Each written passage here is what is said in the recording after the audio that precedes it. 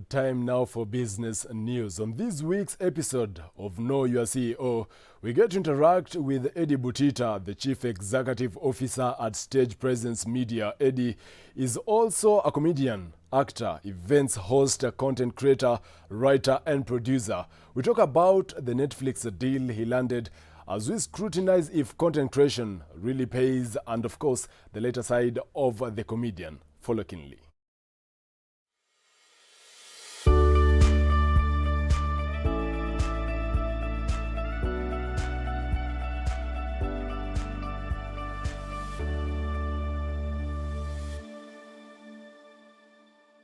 Ever want to know how a CEO sees his world? Then this is how. Apart from running an organization and strategizing, the key role is to ensure there's money in the bank.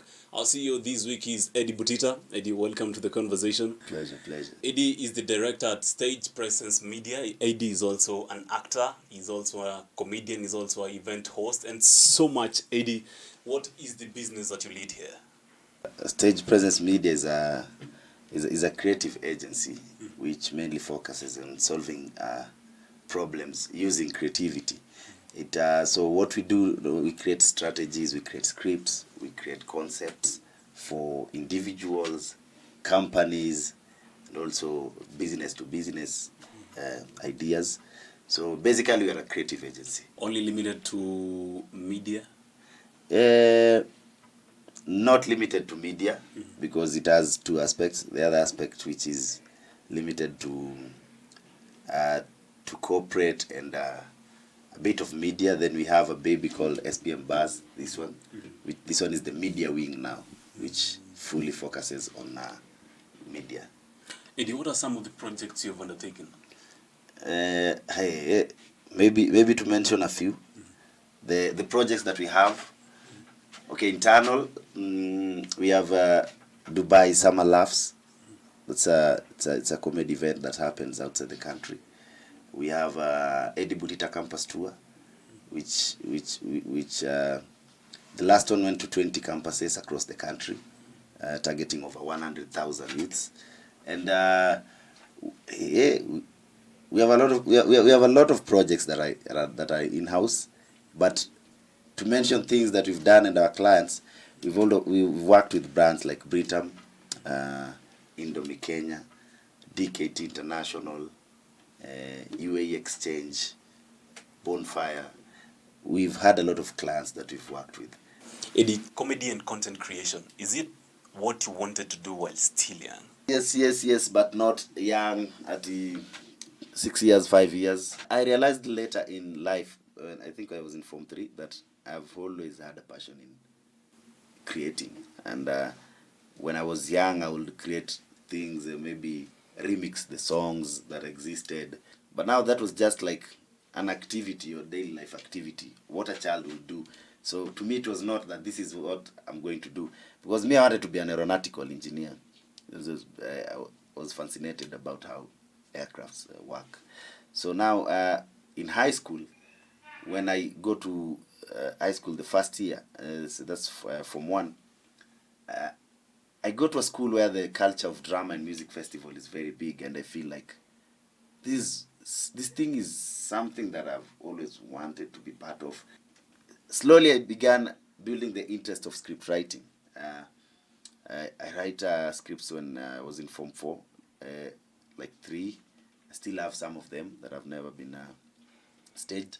So I finish high school, I'm out, and I feel like anything that I'm doing, it's gearing towards comedy. So I tried to audition for Churchill show, and that's when I began the stand-up comedy career. So now I perform comedy, stand-up comedy at Churchill Live. That's 2011. It goes for a break, comes back in 2013. And in 2013, when we were doing Churchill show, I realized that every time an artist needs to perform, they come and try their lines to me, and I correct them and see if we can rewrite them to be presentable. So I ended up, that was the main thing that I was now doing. And I was even given the creative director role at Churchill show at the age of, I think, 23 or 22. I think the next creative person on that panel was about 30. or I think 29. So I was the youngest creative director, directing Churchill and the other comedians. So that's when I started taking this issue of creating seriously. And I've been doing it consistently ever since. So that's how the creative aspect built up to a point of working for Netflix as a creative and director. Yeah. Talking of Netflix, congrats for landing a job with Netflix. How did you manage to get Netflix? And it's not something that I had pitched for, but I always wanted to work for Netflix. I've even created ideas wishing they'll one day go to Netflix, but I didn't know how to go about it because I don't know even how do you start about when you want to contact Netflix. So now this year someone calls me and they have a job. They want to translate an American script to a Kenyan script and maintain the comedy. And they don't give me details. They tell me it's an American sitcom. Come, we have a conversation. We have a conversation. Then towards the end of the conversation, I realize, okay, it might be Netflix, but I'm not sure it's Netflix. So after everything is done, when it comes to signing the NDAs, that's when I realized it's Netflix. Eddie, I've seen you work so hard in your career. Do you think the Kenyan content space pays? Content creation pays only if you understand how to monetize it. All right. And it doesn't even go to the corporate side. It starts with where you are doing it. Even if it's on YouTube, on Facebook, there are monetization tools there. How do you understand them? What's the language that you're using in these videos? Because that also determines the number of adverts you're going to get in that video. Eddie, the second part of Know Your CEO is called Quickfire. Now here we get to know the lighter side of you. Eddie, what is that one thing you want to tell your son while he's 7 years old? Not depend on people.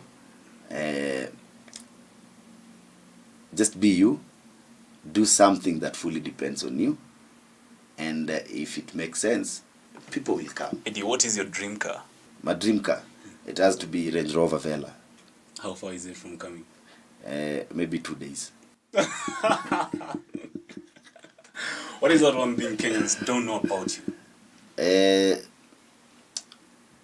I don't want to say I'm curious, but I'm the kind of person who will look for information even if it necessarily will not help me. What's the most weird thing that you found yourself researching?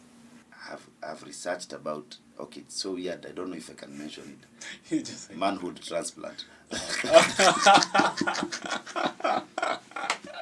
Did you ever consider changing the manhood? No. There's something I was reading about how transplants are now. We are reaching to a point where everything can be transplanted. I'm like, no, there are things that cannot be transplanted. Then I research, I'm like, it has ever happened. How do these things happen? As we come to the close of this show, this is your camera. Tell the audience back at home, Know Your CEO will be back on Monday. For today, it's a wrap. Know Your CEO will be back on Monday. Today, I was your guest, Eddie Butita. Thank you, Eddie.